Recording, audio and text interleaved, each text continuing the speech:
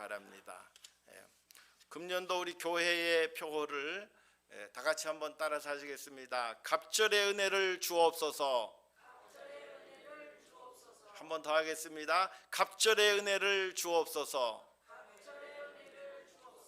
할렐루야. 네, 금년에 우리가 갑절의 은혜를 하나님 앞에 달라고 우리가 제목을 삼고 기도하겠습니다. 우리가 교회의 표어를 삼는 것은 우리가 그 표어대로 기도하고 그 표어대로 우리가 실천하고 순종해서 또 우리가 그 하나님께서 우리에게 주신 표어대로 응답받고 표어대로 우리가 하나님의 거룩한 축복을 경험할 수 있기를 바라는 것입니다. 오늘 우리가 인생을 살면서 사람들이 보면은 점을 치러 많이 다녀요. 점 치러 다니고 그런 그 모습들을 발견하게 되는데요.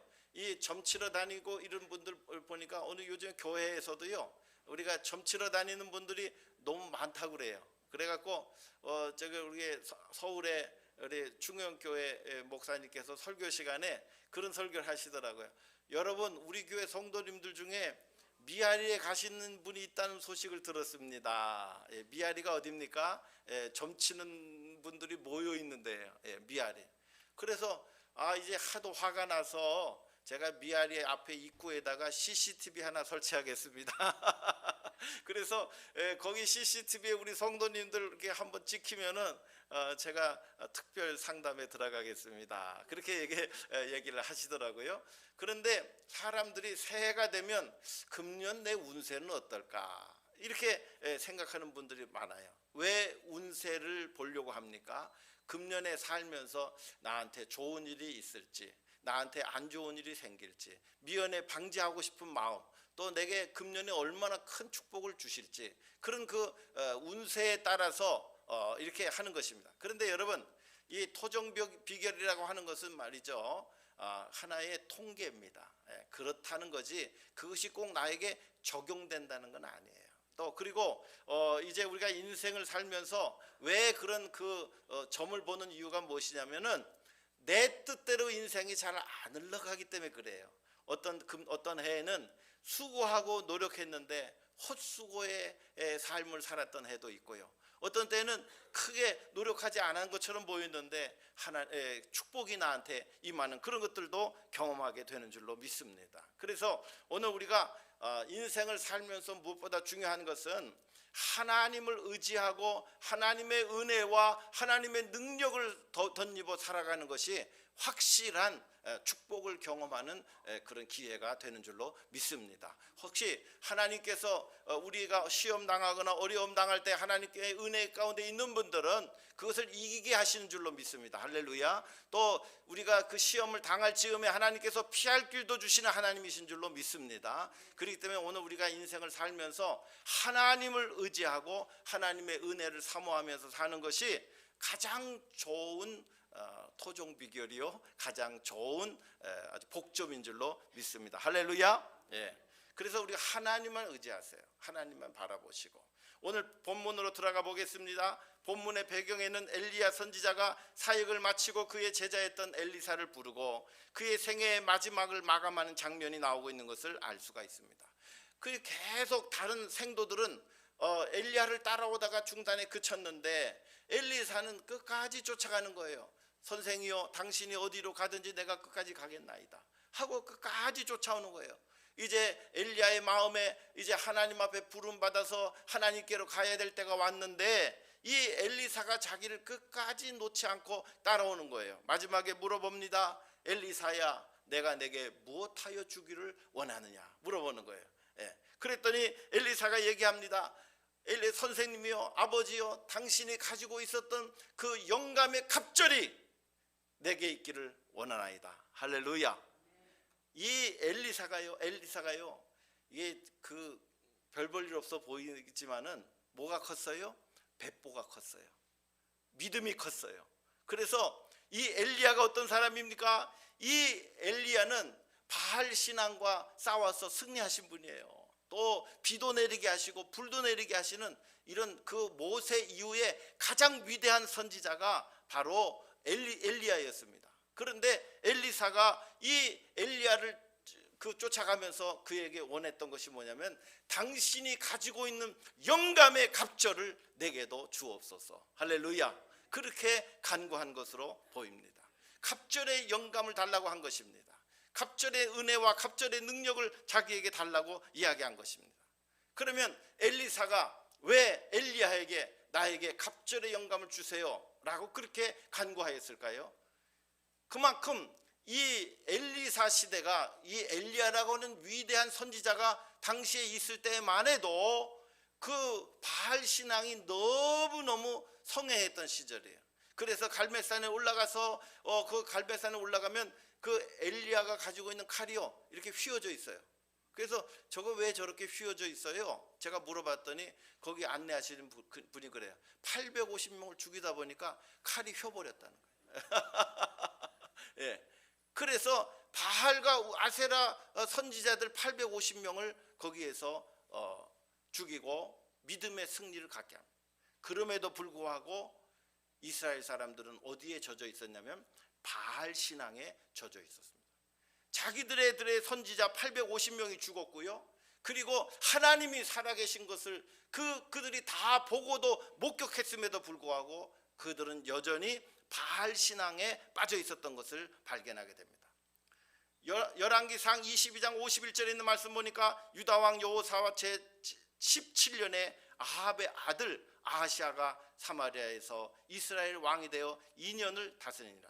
저가 여호와의 보시기에 악을 행하여 그 아비의 길과 어미의 길과 이스라엘로 범죄케 한 느밧의 아들 여로보암의 길로 행하였다. 그렇게 이야기하고 있습니다. 아버지도 그 어머니도 이 바알 신앙에 아주 최고봉을 달렸는데 그 아들 임금도 역시 마찬가지로 바알 섬겨서 이스라엘 사람들로 함께 하나님의 여호와의 노를 격동하기에 충분하도록 그렇게 바알 신을 섬겼다는 것입니다. 여러분, 하나님께서 이 구약 성경을 쭉 관통하면서 끝까지 하나님과 대적하려고 노력했던 그 신앙이요, 바알 신앙이에요. 바알 신앙의 근원은 어디냐면 물질 숭배 사상입니다. 물질을 숭배하기 위해서 모든 수단과 방법을 가리지 않고 풍요를 기원하는 신앙이 바로 바알 신앙입니다. 오늘 우리가 돈이 money talks라고 얘기해요. 돈이 말해준다. 돈이 있으면 뭐든지 다 행할 수 있다 라고 하는 그런 얘기를 하고 있는 것을 알 수가 있습니다. 오늘날도 이 세상은 어떻게 하면 돈을 많이 벌 수 있을까? 그런 생각을 많은 사람들이 하고 있고요. 그런 공부들을 또 많이 가르치고 있는 것을 알 수가 있습니다. 그런데요, 이렇게 풍요를 기원했지만은 그러나 가장 부유했던 도시 여리고예요. 정작 안 좋은 물이 흐르기 시작했습니다. 그래서 그 안 좋은 물이 흐르다 보니까 모든 경작물들이 다 망치게 되는 어려움을 경험했던 것이 바로 엘리사 시대였던 것을 알 수가 있습니다. 거기 성경 한번 열어주세요. 열왕기하 2장 19절에 있는 말씀 보니까 그 성 사람들이 엘리사에게 고하되 우리 주께서 보시는 바와 같이 이 성읍의 터는 아름다우나 물이 좋지 못하므로 토산이 익지 못하고 떨어지나이다. 이 여리고라고 하는 도시는 굉장히 예루살렘보다 한참 밑에 있기 때문에 따뜻한 도시입니다. 그래서 2개월 정도 먼저 모든 그 과일과 곡식들이 먼저 재배되기 때문에 거기에서 열매 맺힌 과실과 곡식들을 가지고 예루살렘에 갔다가 팔면요 아주 2배 이상의 수익을 얻는다. 그래서 가장 부유했던 성이, 그리고 아름다웠고 살기 좋았던 성이 여리고 성입니다. 그래서 이 바로 임금도 이제 여리고 성에다가 자기 별장을 짓기도 하고요. 또 왕들도 거기에 많은 별장을 짓기도 하고요. 거기서 살았던 데가 바로 여리고 성입니다. 그런데 그렇게 풍요롭고 부유했던 이 여리고 성이요, 어느 날 수질이 안 좋아져 가지고 갑자기 과실들이 떨어지는 바람에 그들의 소산이 다 물거품이 되고 말았던 것을 발견하게 됩니다. 오늘날도 가장 큰 우상 숭배의 도주는 맘모니즘입니다. 물질주의, 돈이면 무엇이든지 할 수 있다는 생각에 사람들이 많이 빠져 있습니다. 우리는 물질적 풍요를 사모하지만 더 상대적 빈곤감에 살아가고 있는 것을 또한 발견하게 됩니다. 왜 상대적 빈곤감에 빠져 있습니까? 우리 미국에 살면 먹는 문제는 다 해결이 됐잖아요. 적게 먹건 많이 먹건 우리 먹을 게 없어서 고민하는 나라는 아니에요. 왜 그러냐면 세계에서 제일 부유한 나라이기 때문에. 우리가 미국에 사는 것만으로도 얼마나 감사한지 알 수가 없어요. 어려우면 나라에서 푸드 스탬프도 주고 다 먹고 살 수 있는 길을 다 보장해 준 나라. 그래서 저는 미국에 있으면서 전 세계의 선교사님들이 미국을 방문하시고 또 미국에서 있으면서 저를 또 찾아오시고 그런 분들이 많이 계시는데, 오면은 미국에 사는 게 사명입니다. 무슨 사명이에요? 섬기고 나누고 베풀어 주는 게 사명이라고 생각해요. 저도 미국 살면서 주머니가 텅 빌 때도 있지만 그러나 다 털어서 나눠주는, 이게 사명이다. 미국에 사는 사명이다. 저는 그렇게 생각합니다. 그래서 더 어렵고 힘든 지역에서 목숨 걸고 선교 사역에 수고하는 그 선교사님들을 우리가 마음으로 돕고 물질로 돕고 기도로 돕고 하는 그런 그 마음들을 갖는 것이 우리 미국 땅에 사는 우리 그리스도인들의 사명인 줄로 믿습니다. 나는 돈이 없어요. 나는 가난합니다. 여러분, 그것은 하나님께서 우리에게 주신 의식이 아닙니다. 하나님은 우리에게 무엇을 주셨어요? 풍요로움의 은혜와 풍요로움의 비전을 주셨는 줄로 믿습니다. 요한복음 10장 10절에 내가 온 것은 양으로 생명을 얻게 하고 더 풍성히 얻게 하려는 것이라. 할렐루야. 하나님께서 인간을 창조하실 때에 흙으로 인간을 창조하시고 그 안에 루아크라고 하는 생기를 불어넣어 주셨습니다. 오늘 이 엘리사가 갑절의 영감을 주세요라고 얘기한 이 영감이라고 하는 뜻은 바로 이 루아크라고 하는 단어입니다. 당신이 가지고 있는 생기, 당신이 가지고 있는 생명, 당신이 가지고 있는 영적 권세를 나에게도 주옵소서. 할렐루야. 믿음의 뱃볼을 크게 가지고 엘리야에게 당신이 가지고 있는 루아크의 생명과 권세와 능력과 은혜를 내게도 주옵소서 라고 간구한 것입니다. 이 세상이 정말 물질 숭배로 가득 차 있는 이 세상을 이겨나가기 위해서 우리는 더욱더 갑절의 영감과 갑절의 능력이 우리에게 필요한 줄로 믿습니다. 풍요의 의식을 가지고 우리가 하나님께서 우리에게 주신 축복을 헤아려 볼 수 있는 영적인 통찰력이 우리에게 필요합니다. 영감은 하나님께서 우리에게 주신 영적 은혜로 볼 수가 있습니다. 하나님의 은혜를 체험하면 삶에 대한 영적인 통찰력과 능력을 덧입게 됩니다. 바알신앙, 물질 숭배 세상을 이기기 위해서 우리가 가져야 할 신앙적 가치관은 모든 축복은 하나님께로부터 온다고 고백하는 것입니다. 할렐루야. 축복은 하나님께로 옵니다. 기독교가 들어가고 신앙이 들어가고 믿음이 들어가고 영적인 세계가 열려있는 사람들에게 하나님께서 축복해 주십니다. 우리 한민족이 가장 부유했던 시절은 바로 기독교가 들어오고 나서부터 한국이 부흥하고 발전하기 시작했습니다. 기독교 신앙을 가지고 하나님에게 비전과 소망을 두고 최선을 다하여 열심히 일하고 그리고 하나님의 도우심을 구하며 그들이 살았기 때문에, 우리 믿음의 선조들이 사셨기 때문에 한국이 부유함을 얻게 되었습니다. 이 미국이 세계 최대의 강국이 된 것은, 여러분 이 미국과 북아메리카와 남아메리카를 생각해보세요. 똑같이 이민자들이 갔습니다. 유럽에서 이민자들이 다 들어갔어요.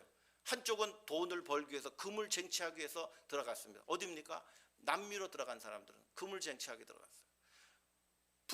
미국에 온 분들은 뭐 하기 위해서입니까? 신앙을 회복하기 위해서 미국에 들어온 줄로 믿습니다. 그들의 목적이 달랐어요. 어떤 사람들은 돈을 쫓아서 들어왔지만 아직도 이 남미는 아직도 부유하지가 못합니다.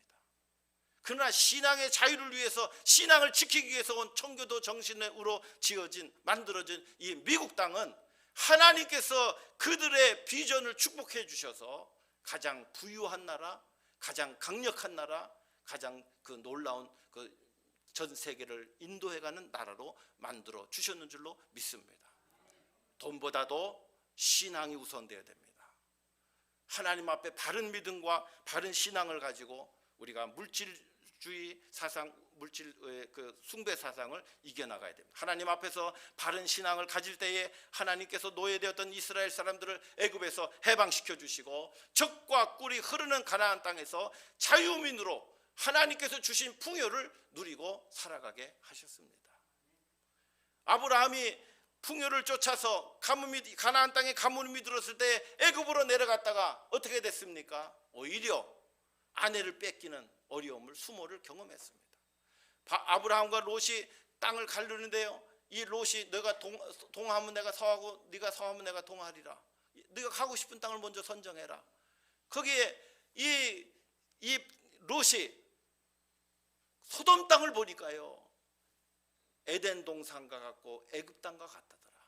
그가 보기에 가장 풍요로운 땅으로 갔지만 거기서 그는 그의 생애가 망하고 말았어요. 오늘 우리 신앙인들은 물질을 쫓아가면 망합니다. 물질이 도구가 돼야 돼요. 물질을 통해서, 주신 물질을 통해서 하나님의 영광을 위해서 사용하고 하나님만 바라보고 하나님께서 내게 주시는 축복을 사모하며 살아가야 됩니다. 우리는 하나님 앞에서 바른 물질관을 가지고 사는 것이 중요합니다. 모든 것이 하나님의 은혜로 주어진 것입니다. 우리의 생명도 하나님께서 주셨습니다. 건강도 구원도 재물도 하나님께서 다 주신 것입니다. 이 믿음을 가지고 살아가면 하나님께서 우리가 필요한 것들을 미리 아시고 풍요롭게 하시고 응답하시고 채워주시는 줄로 믿습니다.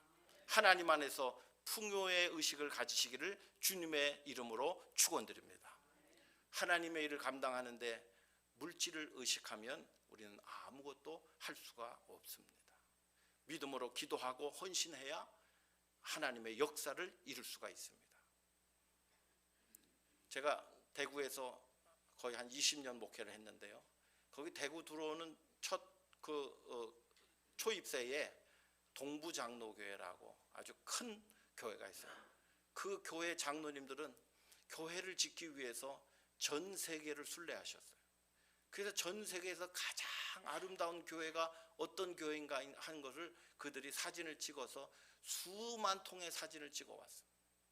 그리고 그 본 것 중에, 그들이 본 교회 중에 스위스에 있는 교회에서 가장 아름다운 교회를 본인들이 느끼게 그 심의를 해가지고, 그래서 그 스위스에 있는 교회에 설계도를 가져왔습니다. 그리고 이스라엘에 가서 대리석을 구입해 왔습니다. 그래서 그 대구에서 또 우리 그 한국에서 가장 기념이 될 만한 그런 교회를 하나님 앞에 지어서 봉헌했습니다. 교회 대구 땅에 들어갈 때 그 아름다운 교회를 보면서 야, 여기는 신앙인의 도시인 것 같다 하는 그런 생각을 가졌습니다.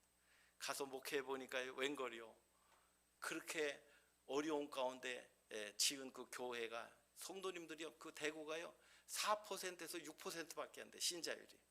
그런데 그 어려움 속에서도 그분들이 신앙을 지키기 위해서 그렇게 아름다운 성전을 지어드렸어요. 그 교회 목사님이 그 교회를 지으실 때 그 아버님의 일화가 또 유명합니다. 이 아버님께서 부산에서 신앙생활을 하셨는데 교회를 짓는다는 소식을 듣고 이 아버님이요, 자기 집을 팔아가지고 하나님 앞에 봉헌했어요. 그랬더니, 그리고 본인은 월세집으로 이사했어요. 그랬더니 온 동네 사람들이 다 비난하는 거예요. 미쳤다고. 왜 교회에다가 쓸데없이 저런 돈을 쓰냐고. 그래갖고 하도 이제 비난의 소리를 많이 들어가지고요, 이분이 대구로 이사를 오셨어요. 그래서 대구에서 교회터를 잡고 거기서 신앙생활 하시고, 그 아드님이 목사님이 되시고, 그 비전을 가지고 가장 아름다운 교회를 하나님 앞에 지어서 봉헌해 드렸습니다. 저는 미국 땅에 와서 많은 교회들을 바라볼 때마다 저는 그 세워진 교회가 그냥 세워졌다고 생각하지 않습니다. 저도 교회를 2개 이상 지어봤습니다. 근데 그 지을 때 얼마나 눈물의 기도와 눈물의 헌신이 있었는지 제가 알기 때문에 그 지은 그 교회 하나하나마다 기도가 없이는, 헌신이 없이는, 물질의 봉헌이 없이는 지어질 수가 없는 거예요. 그래서 이 미국 땅에 있는 수많은 교회가 세워진 것은 바로 성도님들의 눈물의 기도와 헌신을 통해서 세워진 것을 저는 압니다. 오늘 우리가 하나님 앞에 믿음으로 헌신할 때 아름다운 열매가 맺혀지는 것입니다. 오늘 우리가 하나님 앞에 정말 얻어야 될 놀라운 그 물질 숭배 세상을 이겨나갈 수 있는 힘은 하나님께서 주신 비전을 사모하고 그것을 위해서 헌신하는 것입니다. 믿음으로 기도하고 헌신하면 역사가 이루어집니다. 하나님께서 우리 모두를 축복해 주실 줄로 믿습니다. 역대상 29장 11절 다시 한번 같이 열어주시기 바랍니다. 같이 한번 읽어보겠습니다. 시작. 여호와여, 광대하심과 권능과 영광과 이김과 위엄이 다 주께 속하여 싸우니 천지에 있는 것이 다 주의 것이로소이다. 여호와여, 주권도 주께 속하여 싸우니 주는 높으사 만유의 머리심이니이다. 부와 기와 주께로 말미암고 또 주는 만유의 주제가 되사 손에 권세와 능력이 있사오니 모든 자를 크게 하심과 강하게 하심이 주의 손에 있나이다. 아멘. 하나님께서 학개서에 있는 말씀 보니까 금도 내 것이요 은도 내 것이라고 말씀하셨습니다. 우리가 이 온 세계가 다 하나님의 것인데 풍요의 의식을 가지고 하나님 앞에 기도하면 하나님께서 길을 열어주시고 우리에게 하나님께서 주실 축복을 쏟아부어 주실 줄로 믿습니다. 우리가 하나님 앞에 복받을 만한 일을 하면 하나님께서 내 때가 아니면 하나님께서 우리의 자녀들을 통해서 하나님께서 놀라운 축복의 헌신을 하나님께서 은혜를 허락해 주시는 줄로 믿습니다. 우리가 그런 믿음을 가지고 살아야 돼요. 두 번째로 이 엘리사가 이 정말 갑절의 영광과 능력이 필요했던 것은 무엇이냐면 그 시대가 믿음의 성도들, 믿음의 지도자들이 조롱받는 시대가 되었기 때문에 그렇습니다. 오늘날 살펴보면 오늘 우리 교회가 조롱받는 시대가 되었습니다. 교회의 지도자들이 조롱받는 시대가 되어버렸습니다. 열왕기하 2장 23절에 보니까 엘리사가 거기서 여리고에서 베델로 올라갔더니 길을 행할 때 젊은 청년들이 성에서 나와 저를 조롱하여 가로되 대머리요 올라가라, 대머리요 올라가라, 그렇게 이야기하면서 조롱하고 있는 것을 발견하게 됩니다. 젊은 청년들이 지도자가 오는데, 영적인 지도자가 오는데 신체의 연약한 부분을 조롱하면서 올라가라, 올라가라, 그렇게 얘기를 하는 거예요. 이 올라간다라고 하는 말은 하라 또는 올라 이렇게 히브리 말로 쓰는데요. 오르다, 높다, 또는 이것은 아주 비아냥되는 말로 꺼져버려라, 그런 뜻으로 사용하고 있는 거예요. 영적인 지도자 엘리사가 베델로 올라가는데 그 땅의 젊은 청년들이 엘리사에게 와서 대머리여 꺼져버려라, 그런 식으로 비아냥거리고 있는 것을 발견하게 됩니다. 교회가 조롱받는 이유는 교회 역사가 오래될수록 때로는 실수가 많아졌기 때문에 그렇습니다.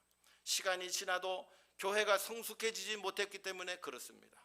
시간이 지나는데도 이기적이고 인간적 즐거움과 인간적 욕심에 중심을 두면 교회는 조롱받을 수밖에 없습니다. 교회 생활을 오래 하고 주님 앞에 헌신했다고 하는 성직자들과 교회의 중직자님들께서 여러분 신앙의 성장이 되지 못하고 헌신하지 못하게 되면 우리는 다 세상의 놀림거리가 될 수밖에 없습니다. 우리는 조롱받는 이 시대에 저는 하나님 앞에 그렇게 늘 기도합니다. 아침마다 기도합니다. 하나님, 목사다움을 잃어버리지 않게 하여 주옵소서. 장로님들 권면합니다. 장로다움을 잃어버리지 않게 하여 주옵소서. 권사님들 권사다움을 잃어버리지 않게 하여 주옵소서. 집사님들 집사다움을 잃어버리지 않게 하여 주옵소서. 모든 직분은, 교회에서 주신 직분은 거룩한 직분입니다. 하나님께서 임명한 직분입니다. 이 세상 어느 누구보다도 이 세상의 왕들이나 권세자들이 주신 직분이 아닙니다. 요즘에는 직분을 너무 남발하는 그런 의미도 있습니다. 하지만 이미 하나님께서 우리에게 주신 직분이니 하나님 그 직분에 걸맞게 살게 하여 주옵소서. 조롱하는 사람들이 더 이상 조롱하지 못하도록 영적 권세를 가지고 그 직분을 감당할 수 있게 하여 주옵소서. 우리가 기도하며 직분을 감당해야 될 줄로 믿습니다. 저는 우리 교회가 서로에게 존경받는 그리스도인으로 살아가기를 원합니다. 존경받기 위해서는, 칭찬받기 위해서는 남보다 더한 헌신이 필요합니다. 내 개인의 유익을 위해서 하는 것이 아니라 주님의 영광을 위해서 살기로 마음속에 작정하고 그렇게 살아갈 때 우리는 교회 안에서와 교회 밖에서 많은 사람들에게 존경받게 될 것입니다. 우리가 예수님의 정신을 잊어버리지 않고 살기를 주님의 이름으로 축원드립니다. 모든 사람에게 구원이 필요합니다. 교회에 상처받고 나가신 분들에게도 예수님의 구원이 그들에게 너무나도 절박하게 필요합니다. 그들을 치료해야 될 사명이 오늘 우리에게 있는 줄로 믿습니다. 이웃과 공동체를 향한 섬김과 헌신이 우리에게 필요한 것입니다. 우리가 지식적으로만 신앙생활을 머무르게 된다면 영적인 성장을 가져올 수가 없습니다. 성령 하나님의 충만한 은혜를 경험해야 우리의 삶이, 우리의 영성이 새로워지게 되는 줄로 믿습니다. 할렐루야.